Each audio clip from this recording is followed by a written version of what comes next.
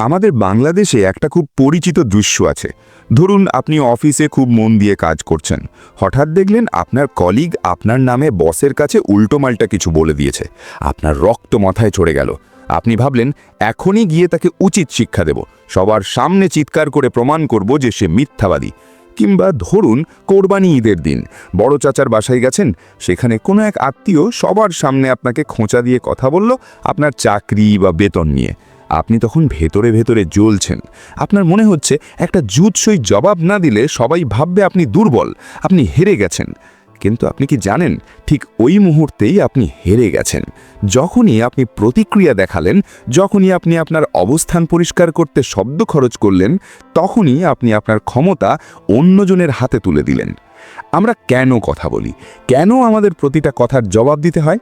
কারণ আমরা ছোটবেলা থেকেই শুনে আসছি যে প্রতিবাদ করে না সে কাপুরুষ। কিন্তু ফ্রেডরিক নিৎসে, ইতিহাসের অন্যতম ভুল বোঝা এক দার্শনিক, আমাদের অন্য কিছু শিখিয়েছেন। নিৎসে বলতেন, যারা অনেক বেশি কথা বলে তারা আসলে নিজেদের ভেতরকার শূন্যতা প্রকাশ করে দেয়। আমাদের এই সমাজ আমাদের শিখিয়েছে যে সত্যকে দাঁত দিয়ে কামড়ে রক্ষা করতে হবে, কিন্তু প্রকৃতি আমাদের অন্য কথা বলে। আপনি কি কখনো দেখেছেন কোনো পাহাড় তার বিশালতা প্রমাণ করার জন্য চিৎকার করছে, কিংবা সমুদ্র তার গভীরতা বোঝাতে অনুনয় বিনয় করছে? না, তাদের নীরবতাই তাদের অস্তিত্বের প্রমাণ। বাংলাদেশে আমরা যখনই কোনো তর্কে জড়াই, আমরা আসলে সত্যের সন্ধান করি না, আমরা খুঁজি ক্ষমতা। আমরা চাই আমাদের ইগোকে বা অহংকারকে শান্ত করতে।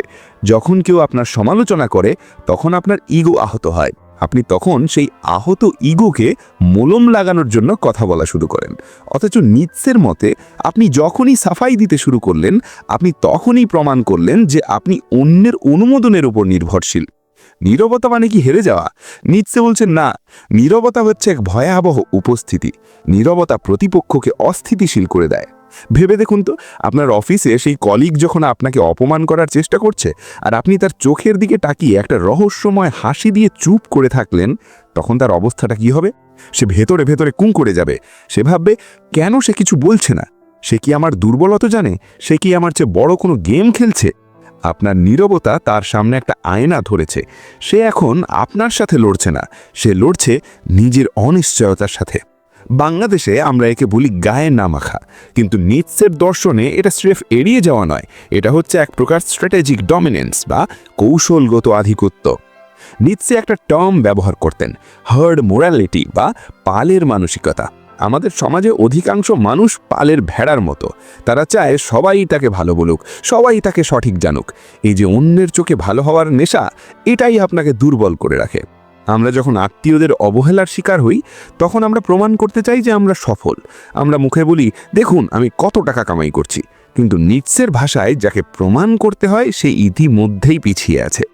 প্রকৃত শক্তি হচ্ছে উবার মেন্স হওয়া বা অতিমানব হওয়া। সেই ব্যক্তি যে অন্যের হাসি, সমালোচনা বা প্রত্যাখ্যানের মুখেও অটল থাকে, যার মূল্যবোধ বাইরের পৃথিবীর ওপর নির্ভর করে না। আপনি যখন নীরব থাকেন, তখন আপনি নিজের শক্তির উৎস হয়ে দাঁড়ান। আপনি আর সেই সাধারণ মানুষের পালের অংশ থাকেন না, যারা সেফ রিয়াকশন বা প্রতিক্রিয়া দেখেই জীবন পার করে দেয়। আমাদের দেশে পারিবারিক অনুষ্ঠান মানেই যেন একটা অলিখিত যুদ্ধক্ষেত্র। ধরুন আপনার খালাতো ভাইয়ের বিয়ে, সেখানে কোনো এক আত্মীয় সবার সামনে আপনাকে জিজ্ঞেস করলো, কিরে তোর সেই ব্যবসার কি খবর? শুনলাম লস খাইছিস, অমুকের ছেলে তো এখন মাসে লাখ টাকা বেতন পায়। আশেপাশের সবাই আপনার দিকে তাকিয়ে আছে। আপনার ইচ্ছে করছে চলা গড়ায় জবাব দিতে, আপনার লসের পেছনের কারণ ব্যাখ্যা করতে। কিন্তু আপনি কি করলেন? আপনি এক মুহূর্ত তার চোখের দিকে স্থিরভাবে তাকালেন। কোনো রাগ নেই, কোনো ঘৃণা নেই, স্রেফ এক গম্ভীর শূন্য দৃষ্টি। তারপর একটা দীর্ঘ বিরতি নিলেন।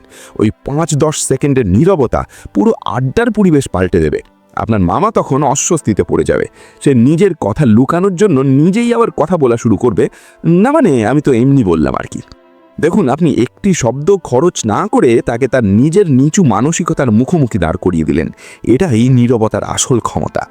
নিৎসে বুঝতেন যে মানুষ যখন কথা বলে তারা আসলে নিজেদের ভয় আর নিরাপত্তাহীনতাকে ঢাকার চেষ্টা করে। আপনি যখনই কারো ওপর চিৎকার করেন বা তর্কে জড়ান, তখনই আপনি তাকে একটা দেওয়াল উপহার দেন। সে সেই দেওয়ালে পিঠ ঠেকিয়ে আপনার সাথে লড়ার শক্তি পায়। কিন্তু আপনি যখন নীরব থাকেন, তখন আপনি দেওয়াল নন, আপনি হয়ে ওঠেন একটা আয়না। মনস্তাত্ত্বিকভাবে মানুষ নীরবতাকে বিচার বা জাজমেন্ট হিসেবে ধরে নেয়। যখন আপনি চুপ থাকেন, তখন আপনার সামনের মানুষটি নিজের কণ্ঠস্বর নিজে শুনতে পায়। সে নিজের যুক্তির ফাঁকগুলো বুঝতে শুরু করে। তার মস্তিষ্ক বা অ্যামিগডালা তখন বিপদের সংকেত দেয়। সে ভাবতে শুরু করে, সে কি আমাকে তাচ্ছিল্য করছে, সে কি আমার সব জারিজুরি ধরে ফেলেছে। বাংলাদেশে কর্পোরেট বা অফিস পলিটিক্সে এই সাইলেন্স ট্রিটমেন্ট অবিশ্বাস্য কাজ করে। বস যখন বিনা কারণে বকাঝকা করছে, আপনি যদি মাথা নিচু করে চুপ করে থাকেন, সেটা হবে আত্মসমর্পণ। কিন্তু আপনি যদি সোজা হয়ে দাঁড়িয়ে তার চোখের দিকে তাকিয়ে শান্তভাবে নীরব থাকেন, তবে সেই বস 10 মিনিট পর নিজেই নার্ভাস হয়ে যাবে। আমাদের আশেপাশে কিছু মানুষ থাকে যারা ম্যানিপুলেটর। তারা জানে কোন কথাটি বললে আপনি রেগে যাবেন, কোনটা বললে আপনি আবেগভবন হয়ে পড়বেন। তারা আপনার ইমোশনাল রিয়াকশন বা আবেগীয় প্রতিক্রিয়ার উপর বেঁচে থাকে। আপনি যখনই তাদের কথায় রিয়াক্ট করেন, তখনই আপনি তাদের খাবার জোগান। নিচ্ছে বলতেন, সাধারণ মানুষ তাদের প্রতিক্রিয়ার দাস। ভেবে দেখুন সেই কলিগের কথা যে চায় আপনি বসের সামনে মেজাজ হারান। সে আপনাকে উস্কানি দিচ্ছে। আপনি যদি সেখানে নীরব থাকেন, তবে আপনি সেই বিষাক্ত চক্রটি ভেঙে দিলেন। ম্যানিপুলেটররা তখন আতঙ্কিত হয়ে পড়ে, কারণ তাদের হাসির পুতুলটি আর নাচছে না। আপনার এই নীরবতা তাকে বাধ্য করবে আরও ভুল করতে। সে নিজেকে বাঁচাতে গিয়ে আরও বেশি আজে বাজে কথা বলবে এবং একসময় নিজেই নিজের মুখোশ খুলে ফেলবে। আপনাকে কিছুই করতে হলো না, স্রেফ ধৈর্য ধরে চুপ থেকে আপনি যুদ্ধটা জিতে নিলেন। নীরবতা সহজ নয়, বিশেষ করে আমাদের মতো আবেগপ্রবণ দেশে, যেখানে মানুষ কথা বলতে ভালোবাসে। নীরবতা শুধু অন্যের জন্য অস্বস্তিকর নয়, এটি আপনার নিজের জন্যও কষ্টকর। কেন? কারণ নীরবতা আপনাকে নিজের ভেতরের কোলাহলের মুখোমুখি করে। যখন আপনি বাইরের জগৎকে চুপ করিয়ে দেন, তখন আপনার ভেতরের ভয়, ঘৃণা আর অতৃপ্তিগুলো চিৎকার শুরু করে। নিৎসে বলতেন, অধিকাংশ মানুষ একাকিত্ব আর নীরবতাকে ভয় পায়, কারণ সেখানে তারা নিজেদের আসল রূপ দেখতে পায়। কিন্তু একজন উবারমেন্স বা অতিমানব এই অভ্যন্তরীণ যুদ্ধ জয় করে। সে জানে কিভাবে নিজের আবেগকে নিয়ন্ত্রণ করতে হয়। আপনি যখন তর্কের মাঝখানে চুপ থাকতে শিখবেন, তখন আপনি আপনার মস্তিষ্কের উপর পূর্ণ নিয়ন্ত্রণ প্রতিষ্ঠা করবেন। এটাই হচ্ছে শ্রেষ্ঠত্বের প্রথম লক্ষণ। আজকের এই অংশে আমরা জানলাম কিভাবে নীরবতা অন্যের মনে ভয় আর অনিশ্চয়তা তৈরি করে। আমরা শিখলাম কিভাবে আত্মীয়দের খোঁচা বা বসের অন্যায়ের মুখে শান্ত থেকে নিজের আধিপত্য বজায় রাখা যায়। কিন্তু বন্ধুরা, নীরবতা মানেই কি সারা জীবন চুপ থাকা? না। যখন তুমি কথা বলবে, তখন তোমার কথা যেন হয় বজ্রপাতের মতো। আমাদের দেশে একটা কালচার আছে, লেগ পুলিং বা একজনের পেছনে অন্যজনের লাগা। ধরুন আপনি অনেকদিন পর বন্ধুদের সাথে আড্ডা দিচ্ছেন বা পাড়ার কোনো অনুষ্ঠানে গেছেন। সেখানে এমন একজন বড় ভাই বা বন্ধু থাকে যে সবার সামনে আপনাকে নিয়ে কোনো একটা সস্তা জোক করলো, সবাই হেসে উঠল। আপনার মান সম্মান ধুলোয় মিশে যাচ্ছে বলে মনে হচ্ছে। সাধারণত মানুষ এখানে কি করে? হয়তো সে নিজেও একটা পাল্টা যোগ করার চেষ্টা করে, যা অনেক সময় ব্যর্থ হয়, অথবা রেগে গিয়ে বলে, এই তুই এটা কেন বললি? এটি করে আপনি বুঝিয়ে দিলেন আপনি আহত হয়েছেন। কিন্তু একজন নিঃস্বেপন্থী মানুষ কি করবে? সে এক মুহূর্তের জন্য পুরো আড্ডাটা থামিয়ে দেবে। তার কণ্ঠ দিয়ে নয়, তার স্থিরতা দিয়ে। সে স্রেফ ওই মানুষটির চোখের দিকে 5 সেকেন্ড তাকিয়ে থাকবে, কোনো ভাবলেশহীন মুখে। তারপর আশেপাশের কারোর সাথে অন্য কোনো সিরিয়াস টপিকে কথা বলা শুরু করবে, যেন ওই মানুষটির জোকের কোনো অস্তিত্বই রাখে না। একে বলে সোশ্যাল ডেথ, কাউকে কথা না বলে মেরে ফেলা।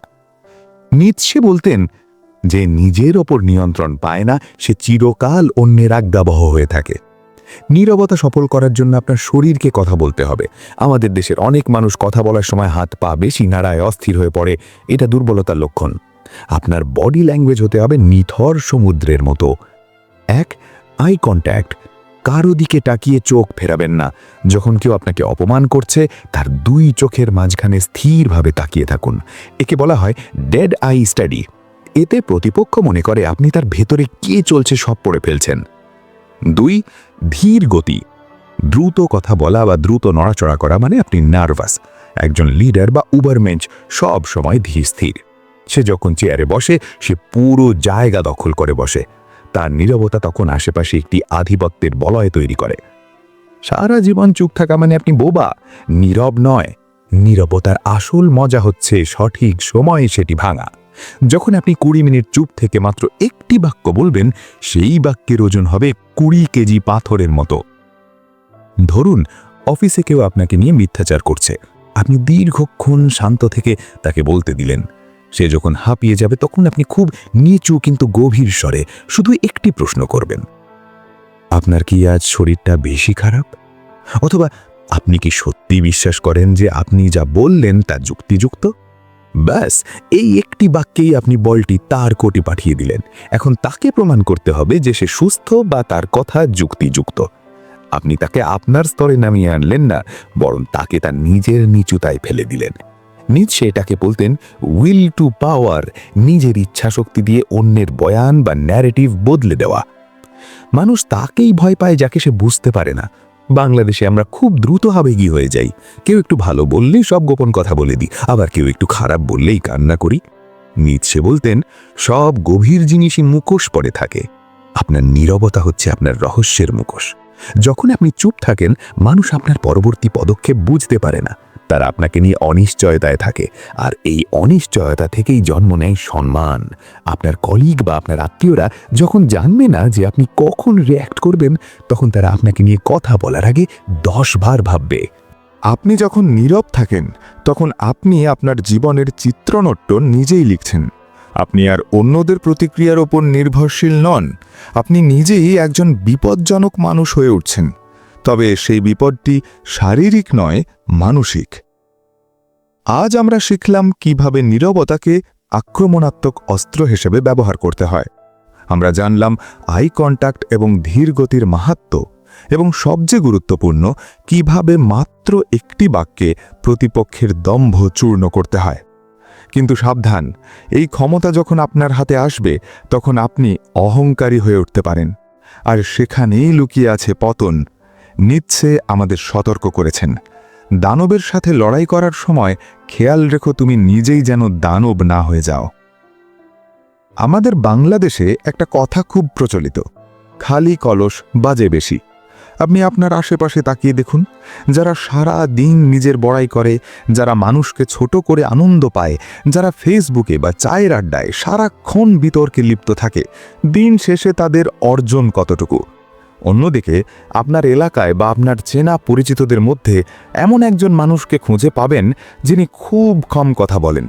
হয়তো তিনি আপনার অফিসের সেই শান্ত বস, কিংবা আপনার বংশের সেই মুরব্বী, যার সামনে গেলে সবাই নিজের অজান্তেই সোজা হয়ে দাঁড়ায়। তার কোনো দামি গাড়ি বা বিশাল অট্টালিকা না থাকলেও তার উপস্থিতিতে এক ধরনের ভার আছে। কেন এমন হয়? কারণ তিনি তার শক্তিকে শব্দের পেছনে অপচয় করেননি। তিনি তার শক্তি সঞ্চয় করেছেন নীরবতায়। তিনি যখন কথা বলেন তখন পুরো ঘর স্তব্ধ হয়ে যায়, কারণ মানুষ জানে এই মানুষটির প্রতিটি শব্দের পেছনে হাজার ঘন্টা নীরবতা আর চিন্তার গভীরতা আছে। নিৎসে তার দর্শনে স্লেভ মোরালিটি বা দাসের নৈতিকতার কথা বলেছেন। দাসের নৈতিকতা হচ্ছে অন্যের কথায় কষ্ট পাওয়া, সারাক্ষণ অন্যের কাছে নিজেকে ভালো প্রমাণ করার চেষ্টা করা, এবং কেউ অপমান করলে সেটাকে মনে ধরে রাখা। আপনি যখন আত্মীয়দের অবহেলায় কাঁদেন তখন আপনি দাসের নৈতিকতায় বন্দী, কিন্তু যখন আপনি নীরব থাকতে শেখেন তখন আপনি উবারমেন্স বা অতিমানবের পথে হাঁটা শুরু করেন। নীরবতা মানে কি কেবল চুপ থাকা? না, নীরবতা মানে হচ্ছে নিজের ভেতরে এমন একটি দুর্গ তৈরি করা যা বাইরের কোনো শব্দ বা সমালোচনা ভাঙতে পারবে না। আপনি যখন নিজের শক্তির মালিক নিজে হবেন, তখন আপনার কলিগ আপনাকে গালি দিল কিনা বা আপনার পাশের বাড়ির লোক আপনাকে নিয়ে কি ভাবল তাতে আপনার কিচ্ছু যায় আসবে না। এই নির্বিকার হওয়াই হচ্ছে চূড়ান্ত ক্ষমতা। আপনি কি জানেন, পৃথিবীর শ্রেষ্ঠ আবিষ্কার, শ্রেষ্ঠ কবিতা বা শ্রেষ্ঠ স্ট্র্যাটেজিগুলো কখনোই কোলাহলের মধ্যে আসেনি। সেগুলো এসেছে নীরবতার গর্ভ থেকে। আমরা যখন সারাক্ষণ রিয়্যাক্ট করি বা কথা বলি, তখন আমাদের মস্তিষ্ক সৃজনশীল কাজ করার শক্তি হারিয়ে ফেলে। নিটসে বলতেন, সব বড় কাজ এবং সব বড় চিন্তা নীরবতায় শুরু হয়। আপনি যদি আপনার জীবনে বড় কিছু করতে চান, সেটা হতে পারে আপনার ব্যবসা, আপনার ক্যারিয়ার বা আপনার ব্যক্তিগত উন্নয়ন, তবে আপনাকে কথা বলা কমাতে হবে। আপনি যখন চুপ থাকেন তখন আপনি আপনার চারপাশকে আরও গভীরভাবে দেখতে পান। আপনি মানুষের মিথ্যা ধরতে পারেন, সুযোগগুলো চিনতে পারেন এবং নিজের ভুলগুলো সংশোধন করতে পারেন। আজ যখন আপনি বাড়িতে ফিরবেন বা কাল যখন অফিসে যাবেন, তখন নিজেকে একটি চ্যালেঞ্জ দিন। আগামী 24 ঘন্টা আপনি কোনো অনর্থক তর্কে জড়াবেন না। কেউ আপনাকে উস্কানি দিলেও আপনি স্রেফ একটি রহস্যময় হাসি দিয়ে চুপ থাকবেন। দেখুন কি ঘটে।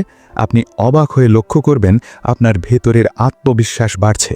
যারা আপনাকে অবহেলা করত তারা আপনাকে ভয় পেতে শুরু করেছে। যারা আপনাকে সস্তা ভাবত তারা আপনার উপস্থিতিতে অস্বস্তি বোধ করছে। নিৎসে আমাদের শিখিয়েছেন যে পৃথিবীটা দুর্বলদের জন্য নয়, পৃথিবীটা তাদের জন্য যারা নিজেদের নিয়ন্ত্রণ করতে জানে।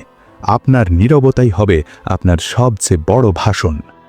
মনে রাখবেন, শব্দের চেয়ে নীরবতা অনেক তীক্ষ্ণ। আপনার নীরবতা যখন কথা বলবে তখন পুরো পৃথিবী শুনতে বাধ্য হবে।